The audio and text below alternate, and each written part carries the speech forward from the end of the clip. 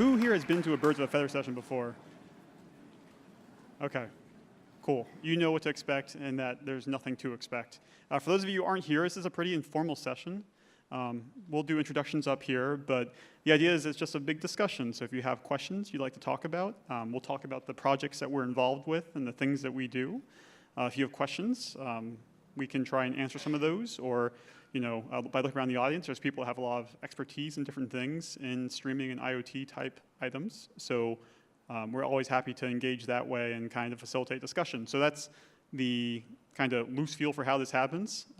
If there's no questions, I'll make some very provocative ones up. And once that gets bad, I'll start telling some dad jokes, and then we'll call it a night. So that's how this typically runs. I'll introduce myself first. My name's Aldrin Piri. I work for Hortonworks. I'm a member of the Apache NiFi community. I'm a PMC member and committer on that. I do a lot of work around NiFi. Pass to my right. Hi, everybody. My name is Davor Bonaci. I'm one of the early engineers on Google Cloud Airflow and Apache Beam. And usually I can talk a lot about Beam and Flink and generally streaming programming models.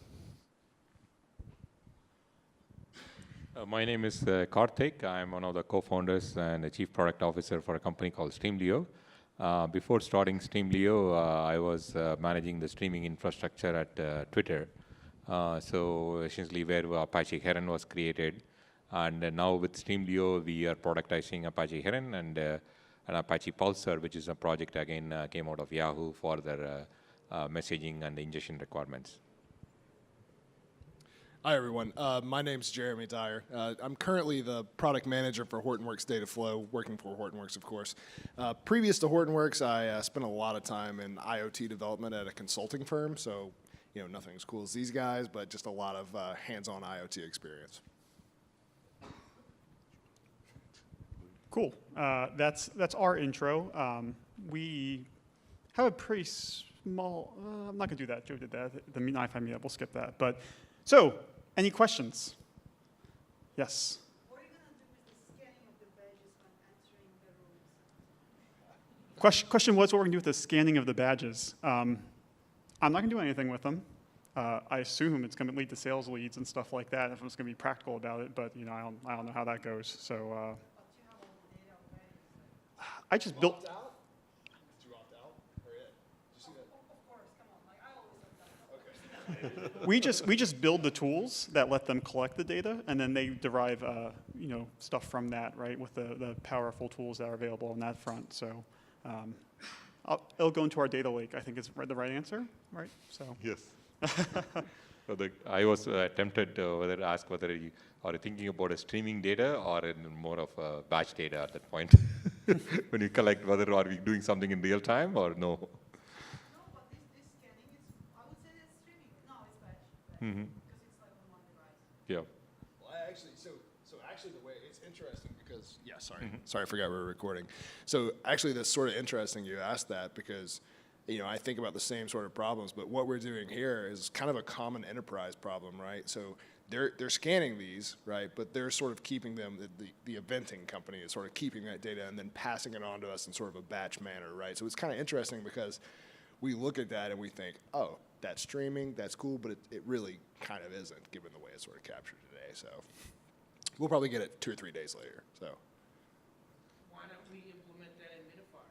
Give them a little Raspberry Pi scanner with NiFi. We actually did that at a previous conference, and it was more of a liability thing that we didn't want to be involved in that, quite frankly. So, but it is cool. They're all scanning with iPhones, and most of them are scanning with iPhones. Just install NiFi on iPhone. Oh, I didn't see the iPhone. The lady I saw scanning had a little tiny thumb scanner thing, so I didn't see that. Okay. But one of the cases, what are the use cases for the data? What can we use it for? Well, they will know that you don't have that much audience here. Good point. Sing. That hurts. Maybe send in, ringers that pull people off the street. I've given lots of $5 bills out to this many people here, so. I think they have a way to prevent you to brag about your session. That's true. Okay. And also, in all sincerity, like from a product management standpoint, I do get this data from marketing as it comes in, and we really do look at it and understand, like, okay, people, if you opted in, like, all right, we had this many people join the session, so that product must be interesting. How much dollars do we put towards that development-wise? So, I mean, it is used. It's just a little more of batch manner than streaming, so. Okay. So can we ask questions to the audience? How about this? Maybe for, oh, Yes. I am myself confused with overlap functionalities between NiFi, Kafka, and Spark. For example, for one use case streaming from, let's say, RDBMS. I saw NiFi as connectors to RDBMS as well as Kafka connectors to RDBMS. In that case, which one should be used? Or what is the decision factor? If I could back up a little bit from that, because Sure. I never heard of NiFi until I got this conference. This conference seems to be about NiFi. it's all Tim's fault, but go on. Okay. So my question is, could you provide a little more context? I had the same question as him, but maybe just more fundamental in terms of NiFi and its positioning in this whole ecosystem. Sure.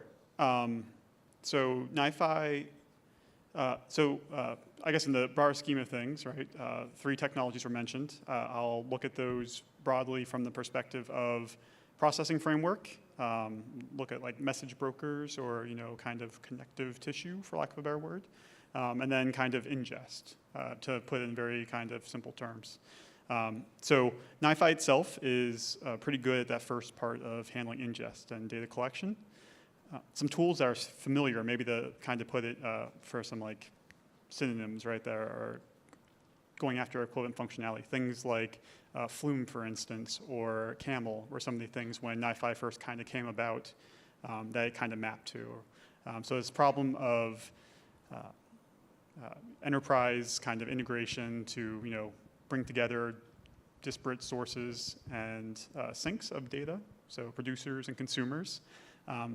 The kind of slant that NiFi took on it was, let's kind of carry out all this mediation in this tool and then give people a bit of functionality that lets them more seamlessly have a single view of the operations that are happening there. So a lot of the patterns that happen in terms of bad smells of data flow from like the refactoring standpoint, where they would need something done about them, is that you have a lot of systems and you kind of lose operational insight. One of the things that was sought to be solved by NiFi and where it was created was this notion that there were a lot of systems and a lot of scripts that they kind of worked, but when things broke, you didn't really know what happened. And so the folks that were responsible for that, for these kind of mission critical applications, needed the right context and awareness to diagnose what was happening, as well as being empowered to make changes to facilitate the continuous operations of things. And so while NiFi is a tool that developers will like, its original focus was kind of alleviating some of the pains of operations folks that were really good at keeping things running and keeping things moving in support of another mission, but maybe weren't going to be the ones to know how to adjust a Spring XML file or understand what 300 consecutive exclamation points means in the Perl script. So that's kind of where that fit in. And so NiFi is very good at this notion of simple event processing. So simple event processing in this notion means not that we can't do things that are considered complex or computationally intensive, but things that don't have big bounded windows or large amounts of things stored in memory. A processing system like Heron or something like that would be quite good in that space. Storm, Spark, those types of items.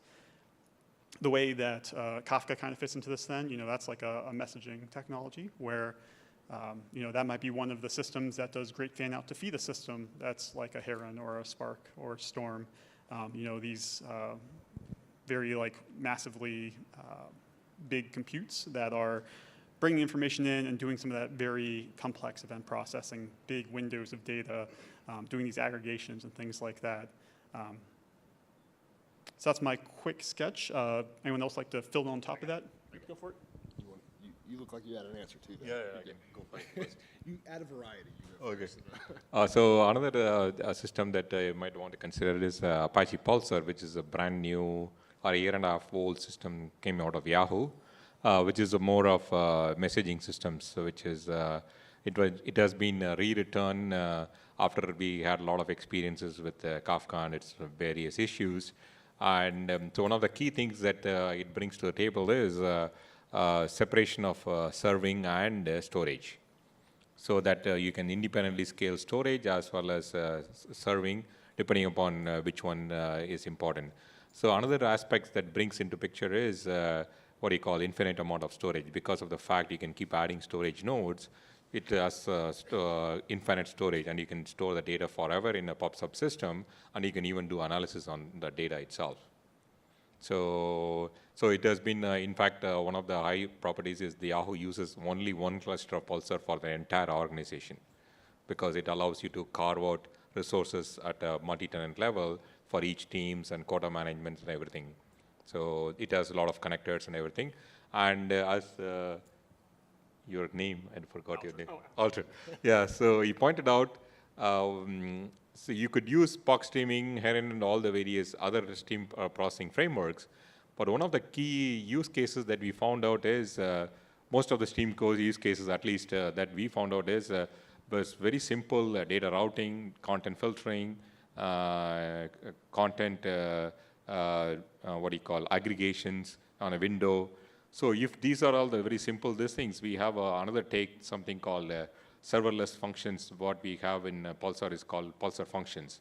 So it allows you to write without any SDK, just write a simple function code, whatever you wanted to do, and deploy it, it will run, and it will be running as a part of the Pulsar itself, either in a broker level or at a process level, so that you can take the data right away from Pulsar and do some computations and put back into Pulsar itself.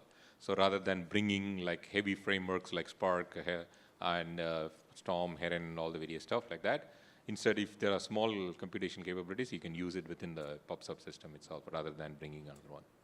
Sure, go for it. Yeah, so in my mind, the original question that was asked was an example of, I want to ingest data from a database. I know there's these three technologies. Which one do I use? Like, I think we all know, just from working in technology for however long you have, there's never a golden bullet, right? Everyone has different ideas. Everyone has different opinions. So the question was, you know, which do I use Kafka? Do I use Storm? Do I use Spark? Do I use NiFi?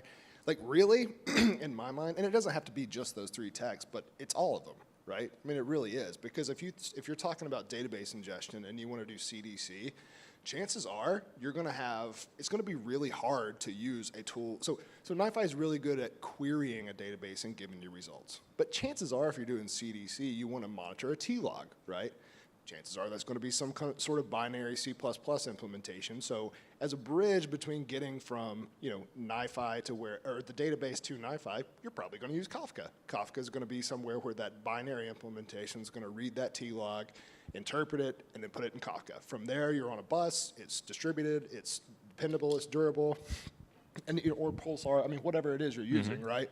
Like that's what I'm saying. There's no tools. I'm just using that as an example because that was asked. Then from there, you get to NiFi, and I think of it like, I like to think of it like a medical procedure, okay? If you've ever had, I know they have procedures where they'll look for like clogs in arteries, right? They inject you with a radioactive dye, and you sort of see how that flows through your, you know, vein, which is like your data flow, right? So you inject these properties, which are like these radioactive isotopes, and you can sort of see where the data's flowing. You can do simple transformations, you route, but the point is you know what happened because that radioactive trace, right? But then from there, chances are you want to implement your business logic, and that sort of stuff is most likely going to happen in some sort of Spark job, right? Or whatever system it is, right? It doesn't matter. The point is like, I don't think there's a one-shot bullet for all those, right? Like, streaming is no more just like, hey, we use this one product for streaming. Like, that's just not feasible to think you can do that. It's my 2 cents. Wow, this was 10 minutes answers for two simple questions. But kind of, I would like, perhaps we can shorten the answers and try to make sure that we answer the questions more directly. So kind of, for both of you guys, does this answer your question, or you want to kind of drill down in a very specific area? Or maybe in your use case, do you want to maybe say more about a specific use case so we can maybe provide more concrete suggestion?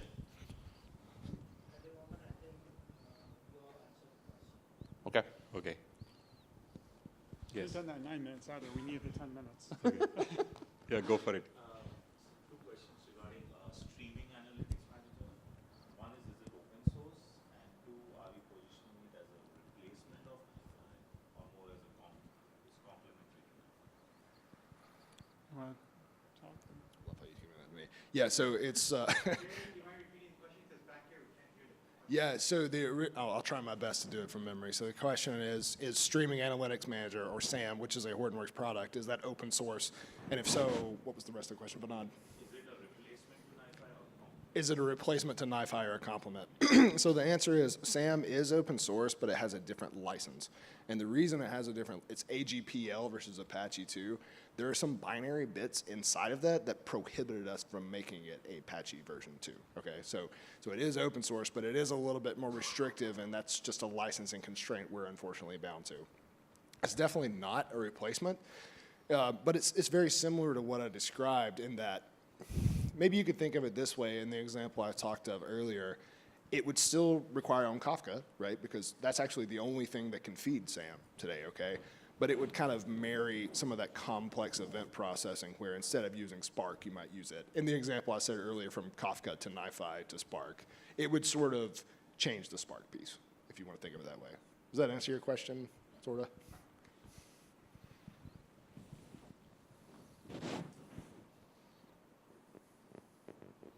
Do you want to antagonize somebody for a question? Oh, yes, sir. Already has a question. He has a question. Oh, you know, I'm going to do this. Yeah, go for it.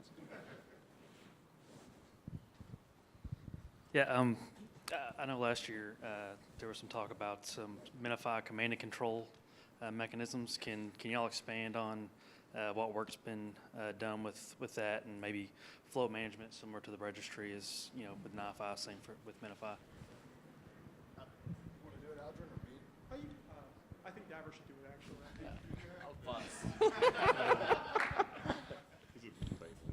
Really, Aldrin's probably better for this, but I'll make a first swing attempt. So we have been doing a whole lot of development on the minify C2 piece, it's command and control. Most likely, that will not be the name you'll see out in the wild. That's just something we've kind of been throwing around for. It just makes sense, right? The point, it's very simple. It commands the devices and it controls the devices, right? So that's the name you hear. So as far as flow management and stuff, like I will actually hold off and let Aldrin talk as far as like development and where we are today. But as far as features goes, it'll be that all the metrics from the agents are whatever they are, right? I mean, when we think of agents, especially in this context where we immediately, or my mind does anyway, I go to set-top boxes, small things, right? But it doesn't always have to be that way. I mean, it could be a huge server. It could be like an AWS instance, and you want to use these C++ capabilities to maybe interact with some of those GPUs, right? It doesn't always have to be a tiny edge device. So like, I don't like to pigeonhole us into thinking about things that way. It is a framework that allows us to do processing somewhere out on the edge, whether the edge is maybe even in a data center, which isn't, I know it doesn't sound like edge, but it could be, right? The point is it could be either one. So for the command and control piece, there's basically two things we're looking at, right? Well, really three. So we want to receive metrics from whatever agents there are out there, and those could be anything, remember. Things like server metrics, like the health of the flow, and if you're familiar with NiFi, the flows, there's connections between processors which do very discrete units of work. So that passes back information to us where we in a UI sort of visualize what's going on. Excuse me. So if you try to do that in the minify realm, it's a nightmare. I mean, it's absolutely insane. Like me developing it, I can't go and do, 80% of the time I try to go and deploy a flow, it fails. And I don't know why, right? And it's the code I wrote. And I go look at it and I'm like, I don't know what happened, right? So this is basically a visual lens into us understanding, providing back to information to the user who designed the flow. Hey, here's what went wrong, here's how you can fix it, and some insights into that. Because especially if they're out in the field, you can't go access them. I can't walk from here to Iowa somewhere and reboot my device, right? So it's the insight to that sort of stuff. So you want to talk a little bit about kind of where we are on that, development-wise? So I'll say that one of the big things that was accomplished is that there was an initial spec for the C2 work that was done. And so kind of the best way to think about it is that there's a set of verbs. So for agents at that level, the agents themselves would have kind of well-defined behavior for what that would mean. So kind of the initial case and solving users' pain points would be something like taking care of flow updates. Longer term, though, you're looking at more interesting things and better integration with kind of the extending NiFi ecosystem. So, you know, like the work that's been done with registry, there's been talk about expanding that to take care of extensions as well. And so some of the things that become interesting are not just about updating flows and having new versions of those things, but also taking care of updating components or updating the agents themselves. And so I think the kind of what Jeremy was saying, you know, it's when people think about command and control and kind of these operations that are going on, it typically goes to this notion of IoT. But realistically, there's a lot of value that we can drive and benefit we can create just from the standpoint of, you know, having a good way of understanding how data is being generated and collected at kind of all facets of what's going on there. So NiFi, in very simple terms, you know, NiFi was kind of the answer for how's data showing up at my doorstep. Typically, stuff got there, and we're not really sure how it happened. And so organizations kind of pass the buck on saying, yep, it shows up here, we're good. We don't know what we have or what we're missing. To some extent, you know, this data is being created someplace, and we also don't have those same kind of principles of NiFi beyond where it shows up at NiFi's doorsteps. We kind of pass the buck on that. And there's a whole story and lineage and information about what happened to it to get to that point in time. So we'd like to have a better comprehension of what that is as well. So yeah, there's like the spec's a big part of it with that C2 protocol with support with the agents, and then you know, expanding the C2 server to provide additional verbs, and then longer form, a user interface and experience that is, you know, analogous and very similar to the NiFi one. Just very, very quickly, one thing, we're actually pretty far along in developments of this today too. It's not just talk. The only thing is we've done a lot of the back-end plumbing, so the whole UI piece is not done yet. That's actually the last piece we're doing, so that's why there's nothing to actually show. But the plumbing piece is actually pretty solid in there, right? So we're just sort of waiting on that UI component to be able to show something sexy versus we're opting to show nothing right now until we have that, right? If you're interested in the registry, I'd say there's a talk tomorrow that Kevin's doing actually on registry integration and how to build that out. But is that with Minify? It's not, well, I won't speak for you, but it's not directly to Minify right now, but you can extend that and see how it can apply to Minify as well. Yeah, I think the notion here is, and there's some of these things are emerging in the community itself. A very small example, recently the community started the flow design system, which is just like reusable UI components, right, to have a cohesive feel among all the things that are there. And so I think we're, as a whole, getting better about understanding, you know, how they get value out of the efforts we do for one thing and make use of them in various endeavors, right? Because there's a lot of overlap between them, but at the same time, you know, they have their own kind of special cases. So from that standpoint, you know, the registry is a similar mechanism where right now it does flows. In the future, you know, extensions are part of that as well.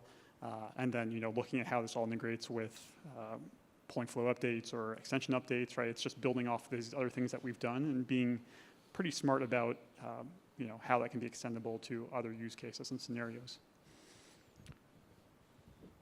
Other questions? Oh, back here. I'm coming. 1 second. So regarding Kafka, like, do we have any UI which shows all the Kafka brokers and what are the queue sizes, like how many messages in the queue, like holistic picture of anything, all the Kafkas? Queues and topics in the... So you may be asking a question about Kafka management? Yeah, kind of, yeah. So generally speaking, Kafka management is not part of open source Kafka, and there are a couple of vendors that provide a few different types of solutions for generally managing Kafka. You know, I try to stay away from critiquing one versus the other and things like that, but you will not find much in the open source world. Kind of in the open source world, just within the Kafka project, you have a couple of command line tools that can kind of dump you some statistics about the topic and things like that, but it pretty much ends there. Is there any enhancement in the Hortonworks to do that kind of stuff? I know Confluent provides that, yeah. Yeah, so very, very good explanation and very clear. We actually do have something that's coming out next month. I was showing it to some people yesterday. It's called Streaming Messaging Manager. So it is exactly what you said. It shows the topics and the queues and the health and helps you find out if like key distribution isn't working well. It's just insights, but it uses a lot of those CLI tools, but it is not open source, right? And I want to keep a very fair playing field here and not try to, push our product so much. So, but yes, there is something, and I can show it to you later if you want to see it. In case if you wanted to try the Apache Pulsar, which is the next generation messaging system, it already has all the UI and other things available in the open source itself. It shows all the brokers. You guys, Pulsar is, I love how Pulsar, like you guys already have like data replication baked in and stuff. So there's a lot of cool stuff Pulsar has, quite frankly, that Kafka just doesn't. So. Oh, thank you. I'm fairly familiar with the NiFi, but I don't know much about MiFi. Can you tell me a couple use cases where you could use MiFi, mostly for IoT sensors, that kind of thing? Or I mean, I did Google it and got a couple lines on it, but it makes sense. But can you give me a couple use cases where you could use it? I don't know if he's going to talk to me. Want me to talk about? Sure. Pretty much the way I like to say it in quick summary is that NiFi is typically, very simple terms, a data center application. You give it a server or a cluster of servers, and it is expected to consume all the resources on that in doing its processing. Not saying it will, but it expects to be the star of the show. MiFi is for, I think there's a lot of natural gravitation just with tech and trends and buzzwords and stuff like that to talk about IoT.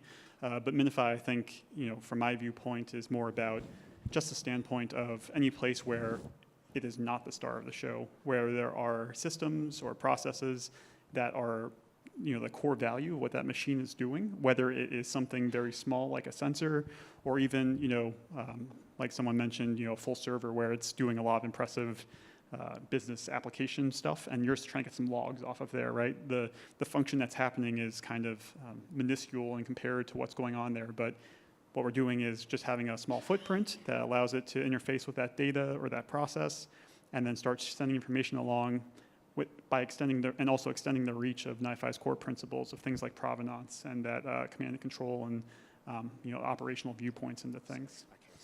So yeah, there's the IoT cases, there's things like log aggregation, things like that. I have a bunch of security appliances in the cybersecurity case. I want to collect all the information forward it back somewhere to one or more data centers to do some more impressive work on it and analytics. Does that answer your question? I want to add to that too. So this drives me bananas. Like, I hate the name MiFi so bad. I can't even begin. And like, Aldrin, I'm sorry, you probably can't. He does not speak for the community. Yeah. But anyway, it is very confusing, right? Like, you're just like, I don't understand what this does. But the way I like to think about it, I think of it like I would, if there's any Java developers in the room, and that's what I am, like, I think, I think about like an application server. So I'll just say like Tomcat. Like, MiFi is sort of this app container, and you put a flow on it, which is effectively like your war, right? So it's really hard to say what it does because it's so generic, right? So our goal actually at Hortonworks is we want to try to take that generic capability and sort of say, hey, we have builds that do this and run on an IoT gateway and do specific things. Those specific things are effectively the quote-unquote war of that app container instance. So kind of like what Aldrin was saying, there's a lot of things they do, and really all it requires is a couple of flags be switched in the build process, right? But we're going to try to start doing a better job about marketing that and having target solutions versus this generic framework. Could you define what war is? I only do things in Jekyll and then use web services. It's an old sorry. thing. No, just quick thing. So do you build MiFi flow in the NiFi UI itself? Wait, what do you mean? Yeah. The question is if the flow got built in NiFi. Like designed. Yeah. Okay. So unfortunately, the answer is yes. When the project first kind of got started, the idea was people would have a processor or two and have a very simple, configuration file that they could use. Our users said otherwise, and they had very complex flows, and it was unwieldy to manage the configuration. So no, it was impossible. or unwieldy, but that's fine.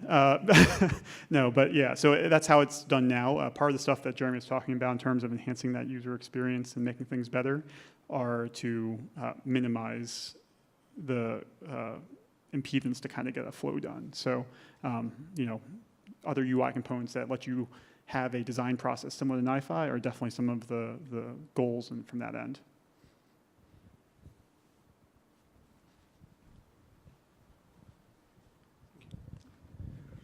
So one of the features of NiFi that I love is the data provenance and the lineage you can get, but it seems largely redundant with what Atlas is doing.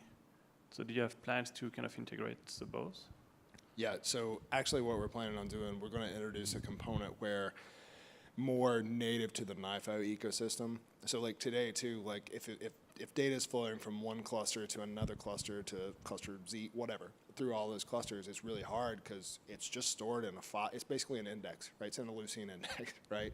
So we want to push that to, we're going to offer a centralized server where it's visible across those, but it's going to use some of that data in Atlas. So you're right, it is redundant, but the UI is going to push pieces that actually wouldn't be there in Atlas, and then when you run queries at this central UI, we'll pull data from Atlas and then kind of additively add pieces that are not present in Atlas so you get the full picture. So the idea is, yes, today it's a little bit redundant, but it's sort of with a purpose so that we can build that full picture later by utilizing Atlas for querying purposes and then also implementing and adding some new features in there as well.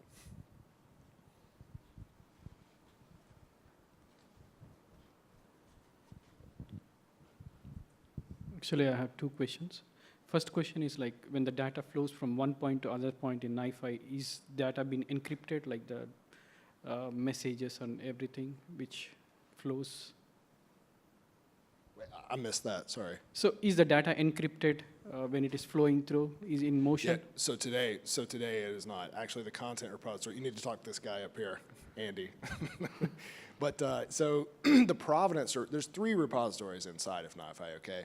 The provenance repository does have the capability to be encrypted. The content repository does not today. But I don't want to speak, is that something we're going to add? That's true. You could also use the volatile implementations. So there are implementations for the other repositories that just live in RAM, so nothing gets persistent to the disk. So then it's not, you're not writing anything unencrypted to disk. So like Jeremy mentioned, encrypted provenance repository, you have the volatile implementations as well, and then you also, your configuration values and sensitive properties, those are encrypted all the time. So what data specifically, you just talk about, like you have a simple flow, get fetch S3, jolt transform JSON, put file. Yeah, any like healthcare data, like if a patient goes to a hospital, like they are sending some data, so we are collecting the data. So if we are putting in a text, it's against to the GDPR. So. Yeah, so there is an encrypted content processor, and that could be the first thing that happens in your flow, is that you receive sensitive data, you can use, evaluate JSON path or split text or whatever it is to split out what's sensitive and encrypt that using encrypt content and merge the data back together. So that for the remainder of your flow, what is sensitive is encrypted. Okay.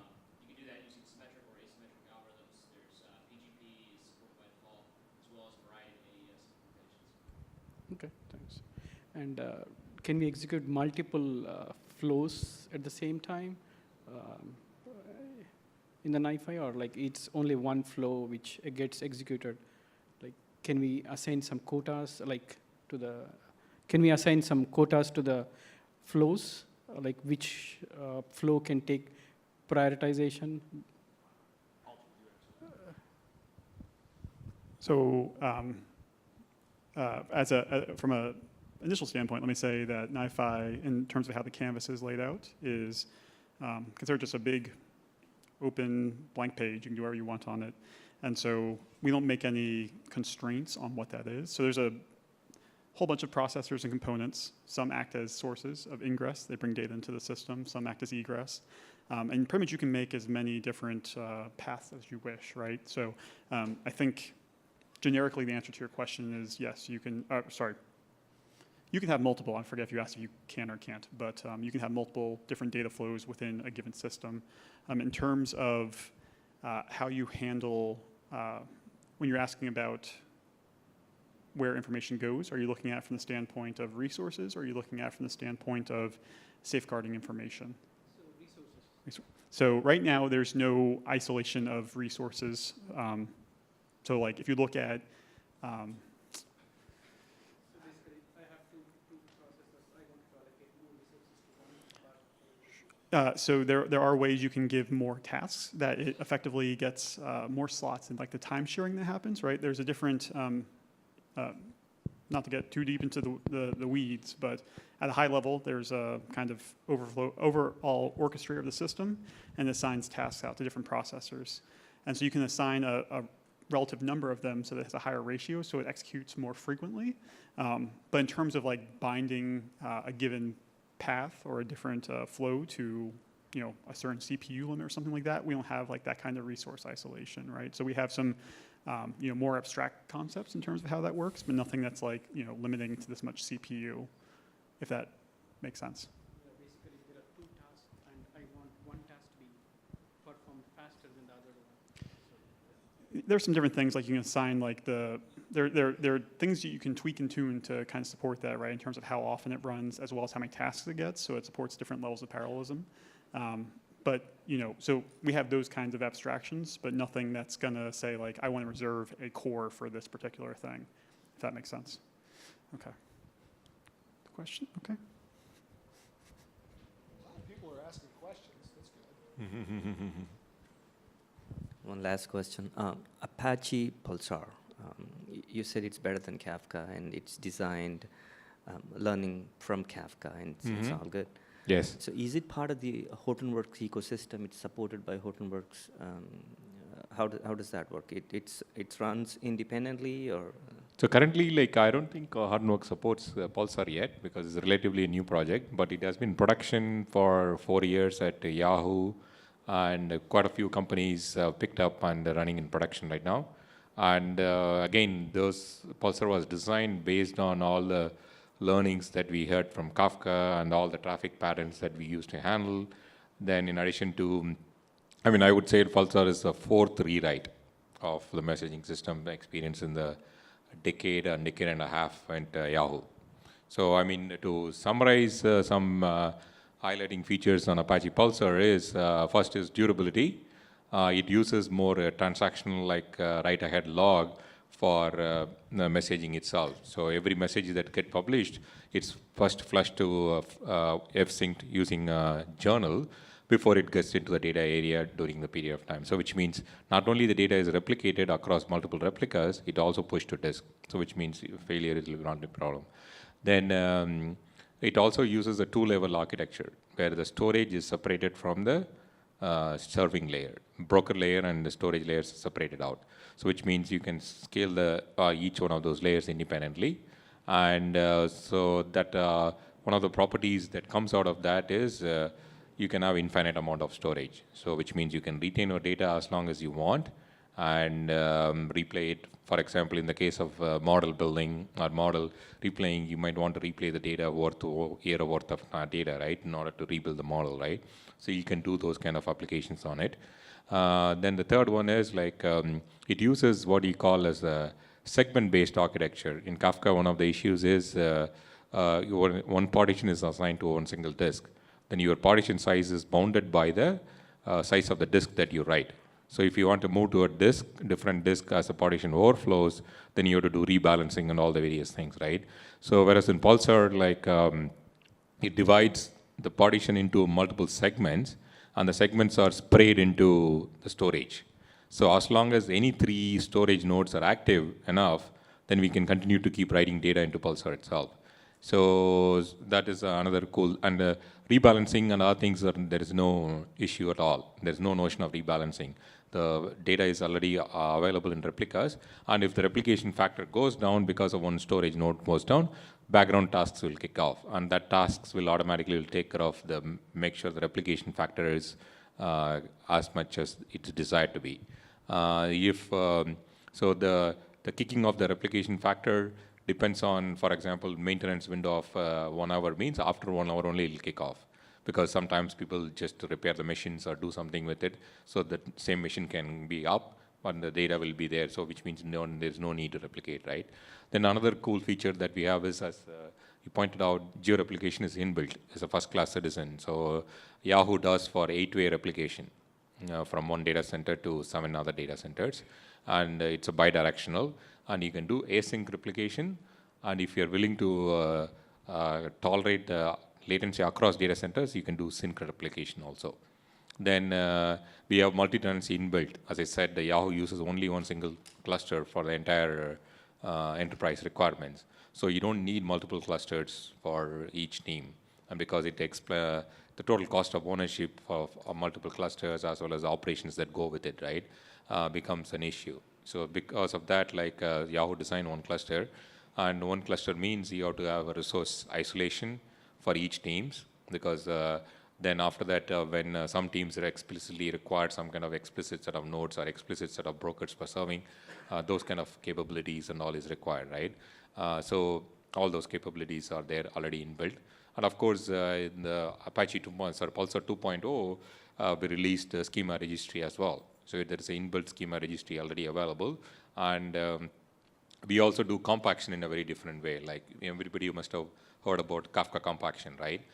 So we, when we compact, we not only we have a compacted version of whatever the state of the world at that point the compaction occurred, we also have the raw data as well too. So then you can have multiple compaction points. Like at time T1, what is the compaction? At time T2, what is the compaction? And time T3 to what is the compaction? Then you can, between these two times, you can compare what happened to the state of the world, how the world changed, how a particular key changed or whatever it is. Need not be the intermediate ones, but the final values between the two compactions, right? So then we also have a very cool feature called tiered storage, especially when you operate in a cloud kind of environment. There is a need for not using a lot of instances, right? The Amazon instances, because they tend to get expensive, especially if your data is stored in the instances, right? So for the hot and warm data, you can use the instances and the disks and SSDs. As the data ages beyond a certain point of time, Pulsar will automatically pull it to S3 if you have a lazy tiered storage. And that is done by just simply switching off the addressing of the ledger or one of the storage segments. So these are the very cool features. It's still a lot of them are there, but I just give a summary of. Yeah. Any other questions on? Yes. Does it solve the guaranteed once delivery issue? Yes, it does exactly once, and we do it in a different way. We're using dedupes. So based on producer ID and message sequence ID, there is a. But the key thing that we do is when you do exactly once, our performance never drops. At least once, at most one, exactly once, all perform almost equally. Throughput-wise, yes. Consumer will not ever get a duplicate message, no. Yeah. Are you good? You're done? Yeah. Okay. Pulsar question and a Beam question. I know this NiFi thing, we're good. On the Pulsar side, seriously, why would I use Kafka? What case is Kafka better than Pulsar at? So so far, like first of all, the awareness of Pulsar is a little bit low at this point. Yeah, so, no, that's okay. Just yeah, so but the reason only you might interest is the connectors. We are building a connector ecosystem right now. So what we have done is, as I pointed out earlier, there is a notion of a compute, lightweight compute in Pulsar itself, rather than the heavy stream-based computing, right? Yeah. In the form of something called Pulsar Functions. And so using that functional framework, we are writing connectors. We already finished around 6 or 7 of them. So it's a question of adding more connectors into the mix. I think Kafka has around 25 to 30 connectors, I believe. Yeah. So we are at 5 or 6. So once we bring that up to 20 or something, then we are almost par in terms of the connectors. We got to get the NiFi integration done, and then you'll have 250 it's already there. connectors. It's waiting to be merged. Yeah. So it's already there. So. Okay, so in the Pulsar case, you said there's geo-replication in there Yep. already. Or I can go buy that from Confluent, I guess, for Kafka. The replication case that you're talking about, I could have a producer at site A and a producer at site B, both writing to the same topic, and consumers at either site would see both inputs? Yep, you can do that. Awesome. Yes. Thank you. On the Beam side, Davor, Yes. Beam seems great, but the perception that I think is out there is that it's really focused on providing an API for authorship of stream applications. What about other phases of the lifecycle, like deployment, operations, monitoring? Well, I would say that this is similar to the earlier Kafka question, where really Beam project took a stance that it wants to be a programming model, and kind of operations are subject to each vendors, and kind of Google wanted to have a great experience for Google Cloud users on Dataflow, and tried not to open source that part. And then when Beam generates a Flink pipeline or Spark pipeline, the idea is that wherever you run the underlying Beam pipeline or Spark pipeline, there will be Spark UI, there will be Flink UI, there will be proprietary experience from other companies where that management will come into place. So kind of when we were designing Beam and kind of adoption strategy, the idea is create a programming model and let the vendors innovate and differentiate in terms of management, operations, and things like that. So kind of Beam was very intentionally scoped to be the API and not to be much more than the API. Does that? Yeah, it does. For a lot of folks that ask questions around Beam these days, though, it seems like since it is focused just on the, I don't want to say just, I'm not saying that's trivial, but since it is focused on the programming model, really the authorship of a Dataflow app, stream app, it's also harming the adoption, I think, as an alternative way of looking at it. Because now I don't have the benefit of just being able to leverage the existing Beam runners because now I have to also worry about the operational model or the UI that you referenced. I can't have one unified API that works across all runners, or that the runners could actually implement. Is this something the community, the Beam community, talks about at all as far as like expanding that? So there have been discussions about this. So first, I would say the critique is very fair, right? The Beam project didn't want to be the whole solution, and kind of this is a side effect of that decision. And I think this critique is very fair.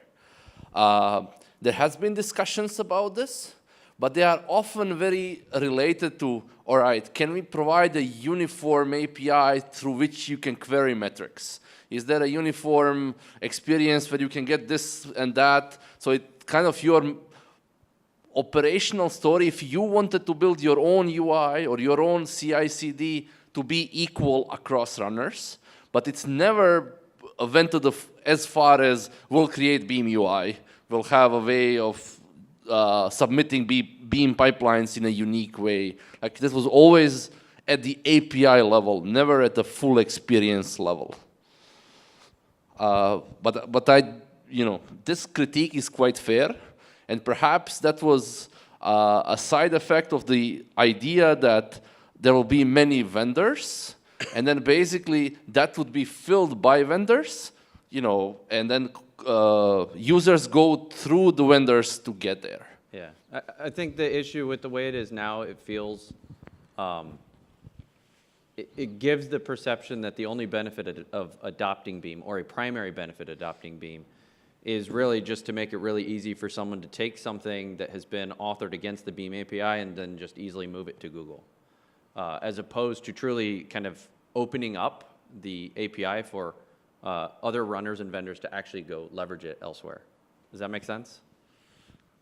This part, I'm not sure I agree.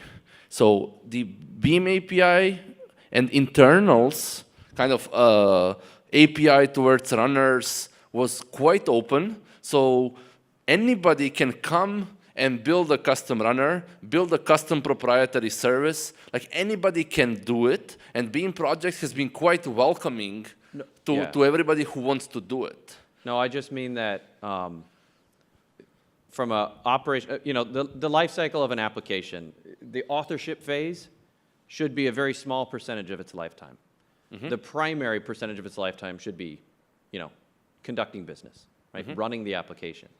And if the Beam API primarily just solves the authorship phase, then obviously the environment that best supports it for the rest of its life cycle would sort of win out. So Google Cloud Dataflow, Cloud Dataflow obviously has a real robust and mature model for operating applications built against the Beam API.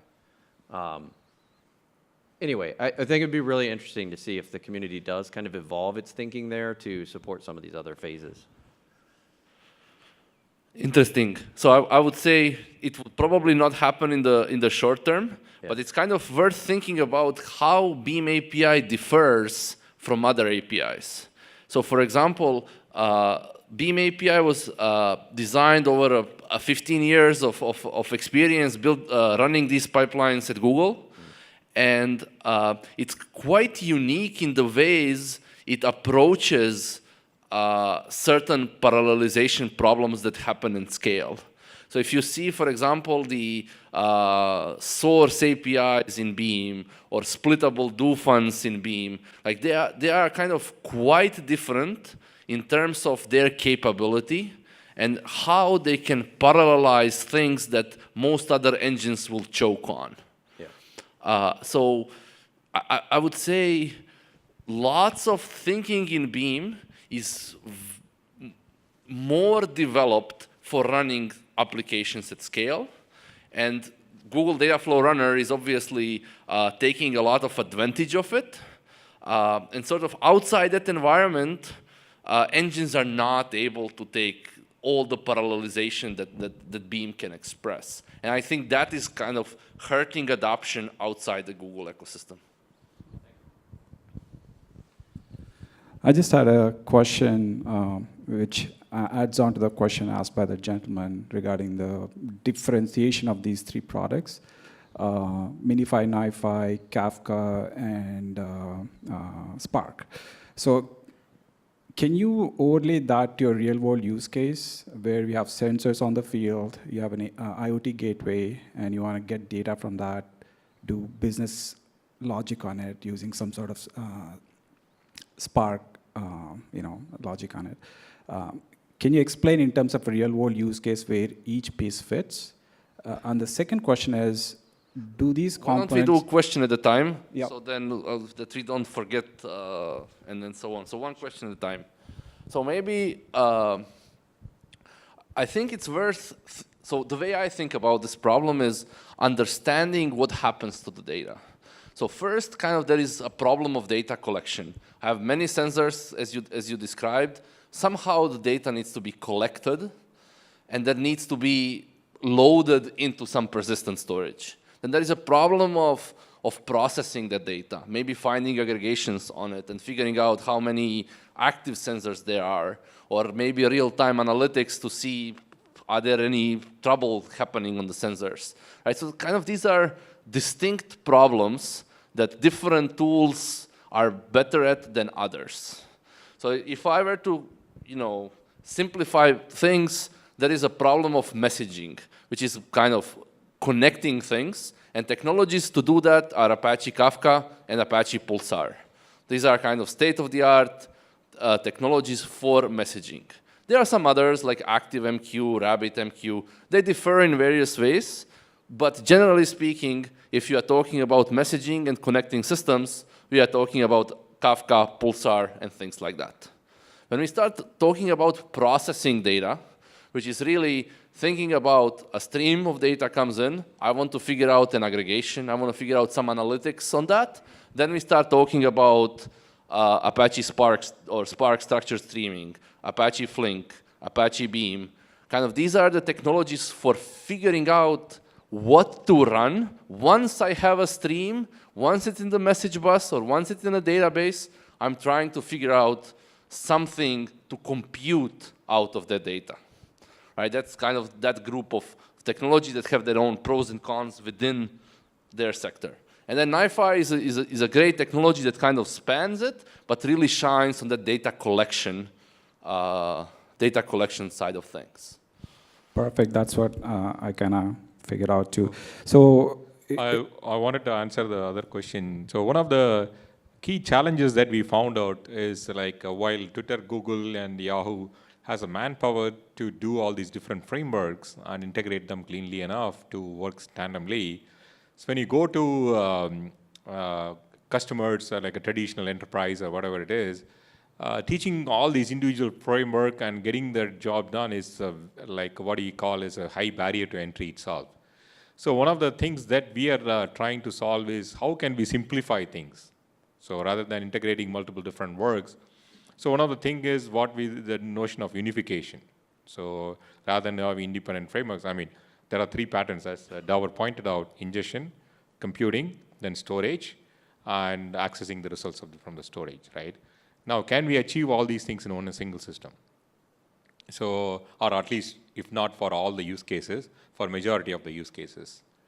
So that is a target that we are working towards. Like the Pulsar itself has this notion of a storage, ingestion, and lightweight compute for extract, transformation, load, and simple aggregations. So if this solves most of the use cases, one single project to solve most of the use cases at least. So that is the way we are targeting. Yes, go for it. I think you,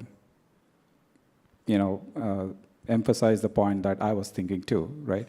I come from a construction company, and most of the stuff we are talking here is foreign language to us, right? We are still figuring out ERP, building data marts, that kind of stuff. So the greatest barrier for me to go and pitch this to business executives is to explain all this stuff, right? Immediate things like different patterns. Each solution is specific to particular pattern. Now, these three products, are they embedded in Hadoop Hortonworks HDB platform, or do we have separate licensing models? How does the whole licensing model work? Yeah, so I can answer that question. If you'll remember earlier, so my example earlier, I was talking about CDC capture from a database. The question was asked, do I use Kafka, NiFi, or Spark, right? And I kind of brought it back around and said, no, I really think you should use all three, and here's why, right? So my problem with this is, this is funny, I was having a conversation this morning with the exact same thing you described, right? Like, this is cool, it makes sense, but when I got to try to describe this to my business executive, they're just like, this is crazy. I don't understand what you're saying. This is complex. There's too many variables. They take it from a technical discussion much more to a business discussion. Like, guys, there's risk with this. There's money involved. You can't clearly explain to me what's going on, right? That's why and I'm wrapping this up with answering your question about what does this require from a Hortonworks SKU standpoint, or a product or whatever. We're actually looking at trying to make more solution-based approaches. Okay, so. Yeah, regardless of what Apache products we're using, it's going to be a way we bundle them into a much more, hey, here's a white paper you take to your executive, it explains what it does, and you can kind of take that to them in a better way. What's under the covers, executives don't care. They could care less, right? It's just something you can take to them. It's more of a bridge for us to take technology and the open source approach and cleanly deliver it to executives so that they understand and are willing to get behind you on that. Yeah, both you guys emphasize that point. Like, if I have to go and talk to my CIO, I get 30 minutes, right? And I can't explain all this stuff in 30 minutes. Yeah. If you try, he would understand and you'd probably be. So focus on the specific business value that it's providing, and treat all of these technologies as implementation detail in how to solve the problem, right? To the business leader above, it does not matter whether you use Kafka or Pulsar, whether you use Spark or Flink. This is all just an implementation detail, as we are talking whether you use Java or C#. Like this, nothing of this matters, right? Focus on, if I have a construction company, all right, we're doing this, I can reduce costs by this much in this space, and we can do this project that we otherwise were not able to do. How? Leave it to me, right? Or, you in your case, right? Our partners like you guys. Right.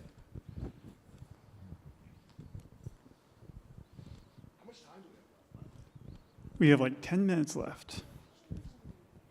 Is this a badge question? Yeah, it's a long question. All right, you got 10 minutes. All right, here we go. Okay, so I'm going to ask IoT question because there's no IoT question so far. Work for Merck, which is a huge pharmaceutical company. We do from research to manufacturing to sales.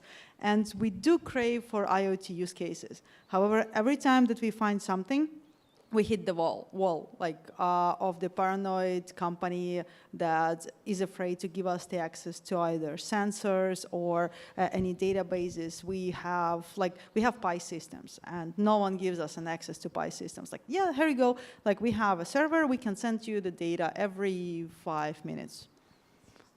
Yeah, that's the answer. Like, it's not the cool answer because we know that there is a very big problem there, and we cannot help, and so far we were not able to find an answer. And and with the streaming it's the same. We have huge amounts of Oracle databases, and we cannot golden gate ourselves to provide some real-time data access. How would you, have you ever encountered such an use case, such a paranoid company that has actually solved that?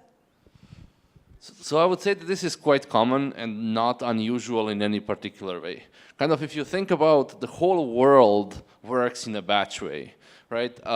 The example I usually use is if you want to transfer money between banks, it will take a day. If you want to do a transaction in the stock market, it will take several days, depending on where the transaction is executed. If you fly a plane, it will take a week for your frequent flyer mileage to post on your account. Right? These are all examples of data is being generated in real time, transactions are being requested and so on, but they are being loaded and then processed overnight in a batch way. Kind of people have been building software to do this for half a century or something. And it's really a cultural problem to solve, to really be able to run in real time. So I think that's kind of quite normal to experience this as kind of streaming is picking up. How to solve it though, that's a much tougher question. I think kind of when you look at the companies that you are dealing with, you'll typically see companies that like new technologies, kind of tech companies in particular, will be much more willing to adapt as opposed to thinking about banks that are running on mainframes for the last 30 years, right? And sort of pushing a legacy industry into streaming, really tough problem. Pushing early adopters and the early majority into streaming, not so hard. Perhaps you can do more by kind of clearly or clearly showing value, clearly showing business use case, clearly showing if we were to do this, this is the return on investment. But other than that, kind of some industries are just the way they are, and that's kind of related to what is their threat model towards their competition, what is the chance of them being out-innovated by their competitors, and their kind of view on risk, being risk conservative or risk averse and things like that. That's what's actually going on here. It's not about even the value. It's about gambling against the regulations. They don't want you to affect the production systems that are saving lives in the end, and all of that is highly regulated. Yeah, you can play with videos or photos, but this is production. You cannot do that. Yeah, I think the key challenge is one thing that we found out is doing batch versus streaming. It took us a completely different frame of mind from an engineer's or developer point of view, right? So there's a learning curve involved. And as Davor pointed out, if I have to rip out existing systems and do everything in streaming, what is the business value for me? As a business, you have to ask that question. Well, okay, I'm going to spend hundreds of millions of dollars or tens of millions of dollars to revamp the system from a batch to more on real time. What is the business value that I get out of it, right? Or I'm going increase in by 30%, 50% of my existing revenue. So that is the, if we can make the justification, then there are tools and everything to make streaming happening. So often the case for the business is the hardest case to establish. Yeah, so I actually used to work at McKesson, which similar kind of realm of you guys. I know you're drug manufacturing and such, but I ran into this a whole lot being kind of like med stuff, right? So I did engineering for some of the platforms in the hospitals. And it was really interesting to have to ask these same questions. And I think you have two choices, okay? Obviously the best choice is to talk with the business, fight with the business, and try to prove your value that, look, And especially when you're talking about drug manufacturing, right? You're right. You're talking about saving lives. I can remember a particular project at McKesson where we were just, and this was a long time ago too, so I know they do this today, but it was cool back then, like integrating with like vitals machines in the hospitals, right? It was kind of silly because I was like, guys, I see the Ethernet cable. It's plugged in. I know the data's going somewhere. Why can I not have it? They're like, well, you get it every 10 minutes, exactly like you said, right? And I won't divert, but I was talking to an auto manufacturer yesterday, same thing for like smart cars. It's these weird 10-minute cycles where it's out of band data. That's terrible. It's like, I'm generating this data. I need this data. If it's a vitals machine, 10 minutes, someone could die in 10 minutes. I need to know this right now, right? I mean, no, I can't hold my breath 10 minutes, right? If you catch it in that band, it's bad news, right? So I think it's not a tech problem, right? Like that's step one or option one, and the best choice is trying to, sometimes you're not gonna win. You can't win all the time, right? But if it's something where you can prove the value of, hey, look, I don't care if it's a production system or not, if I can save lives, and if you say no, you're obviously in the wrong, I think you're gonna win that argument every time. If you can't, and you know, they're just like, whatever, it's not valuable enough to do this. I see people do kind of passive systems. So like, for example, we experimented with this because it was a lot of money for McKesson to invest to sort of re-engineer those systems to even capture that in real time, even though it was going through there. It was encrypted. We were going to have to change some of the code, whatever. So what we actually experimented with, and I don't recommend this, right? This is option 2, but setting up some kind of even external sensor. And this is what I think of as like an IoT gateway, okay? So we actually put cameras that would look at the vital screen. It's pretty easy to say like, oh, here's the heart rate, right? So like, I think of that like a piggyback passive system, right? That's not optimal. You don't want to do that, but sometimes that's your only option. So I guess in my mind, there's those 2 paths. Option 1, really push hard on the business and say, guys, there's value in this or there's not. If they push back, sometimes you got to get creative, So the only thing I would like to add is kind of whoever is pushing back, don't think that they are unreasonable, and like people tend to be reasonable and tend to be driven by the solid argument. Like try to understand what's driving this specific case and maybe try to find a way to mitigate it, right? If they are worried about fines or compliance, right? So it's kind of, it's probably a political problem, but kind of understanding where they are coming from as opposed to pushing solidly on technology. It's like understanding the political problem is kind of my best advice. Well, we cannot solve the political problems with technology, but we can mitigate with some sort of solutions that will be like read-only mirroring or something. Mm-hmm. Yes, that's it. That's why I asked maybe someone has solved this issue already, but like looks like not so far. Deal. And sometimes you can take a probably non-production use case, show value into it, that can feed into the production systems later because people see the value. Because most of the time, if this is the first time that you're trying it out, often it's hard to justify, right? That's more harder to justify. On another, in a non-critical use case, if you can justify and the risk taking is probably not affecting the business in a lot of ways.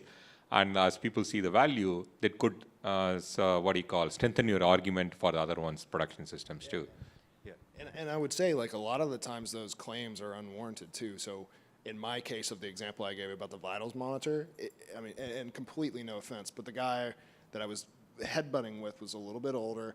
And when it boiled down to it, when we had conversations, he was worried that a PDF report was going to be missing data sets that was generated a week later, right? Like, in my mind, I'm thinking it's something that's going to be problematic. In his mind, he's like, no, my job is to get this PDF report done, right? That a doctor never even looks at, right?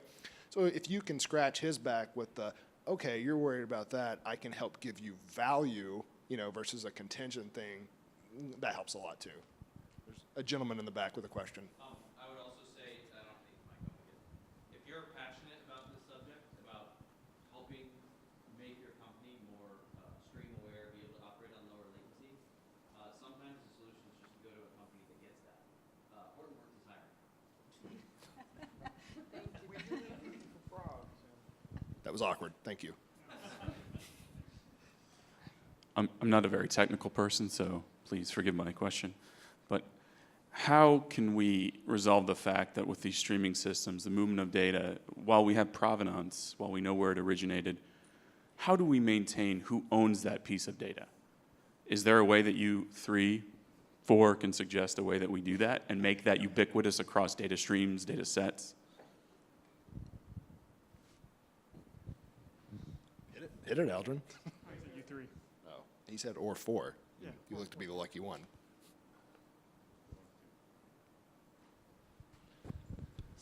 So kind of data governance is a serious thing. Obviously, kind of the regulatory environment is getting tighter here, and it's a really serious problem. I think it's an unsolved problem, and there are projects like Apache Atlas that is trying to do it. I know Google is also trying to solve this problem using some technology that was developed internally at Google and so on, and understanding what kind of data I have, what streams and or data in motion, data at rest that we have, how it was generated, with what pipeline it was generated, what version of the pipeline, and so on. So these kinds of things are in progress. I think many vendors understand this, and many vendors are working to solve it. I would say there is not much cooperation, and I would suspect that over the next few years, we'll see multiple solutions in this space, and typically they will work well with software otherwise supported by a particular vendor. And sort of if you are within one vendor's ecosystem, chances are things will work well. And cross-vendor, cross-cloud will probably take a few more years for things to iron out. Out of the things that it's maybe little less known, I know of a company in London called Solidatus that is offering a solution for modeling kind of data provenance and kind of understanding and designing your data architecture. So maybe it's something that's worth exploring, and they are playing mostly in the financial space. Other than that, kind of these things are heavily under development at multiple vendors, and I would expect news in the near future, but I don't think there is something you can do really great today. So I would say too, if you'll remember earlier, I love this analogy of thinking about your data flowing through like a workflow being like blood in your body, okay? And I love the example of thinking about like, you know, a radioactive isotope being injected, because it's very easy to see, right? You get the injection in your bloodstream, and then some sort of external medical device allows you to actually see what's happening, and you find problems, right? You see blockages in your arteries or whatever that might be. And what's interesting to me, like if you think about that at like a bio level, like my heart, I beat right now and it's pumping blood, but it's not going to necessarily take the exact same artery or vein in its traversal of my body, right? So having that provenance is really important to be able to understand, like, hey, we have a same source and a same destination. I don't really care what route it took as long as it sort of fulfilled its job, right? So, I mean, that piece to me, like without that, there's no, you just can't know what's going on, right? You can never know without some sort of like identifier of where things are going, or tags of your data sets or whatever that might be, sort of where things are flowing. And if it's too chaotic, honestly, sometimes maybe it doesn't matter. But I think most of the time it does, to be able to pinpoint where things have flown. For that governance standpoint, wherever it ends up and wherever it's actually hit it to, whether it's Atlas, whether it's some sort of external repository, with those insights, it's kind of powerful to know what's happening. It's almost like headers across your enterprise. Yeah, I guess you could think of it that way, yeah.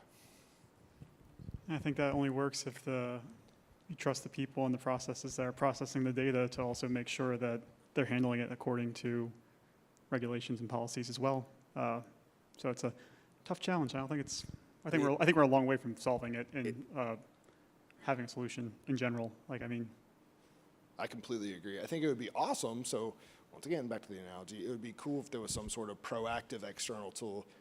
If you think about medical procedures, they're externally monitoring you with the device. If there was some sort of software layer that sort of watched for those and said, ooh, you took a path you shouldn't take, squash you kind of thing, or alert, or whatever that might be. I think we need more XML in general is what the answer is. Definitely more XML, So, yes. Yes, yeah. I'll work on that squash process. sounds good. I think it's time. I killed the screen, we're we're over the time. So But we'll be around. Y'all come talk. yeah. anyone's wearing a NiFi shirt, they can probably talk to NiFi pretty well. So we gave a lot out, so quiz people. But thank you for coming out and chatting with us, and have a great rest of the conference. Thank you.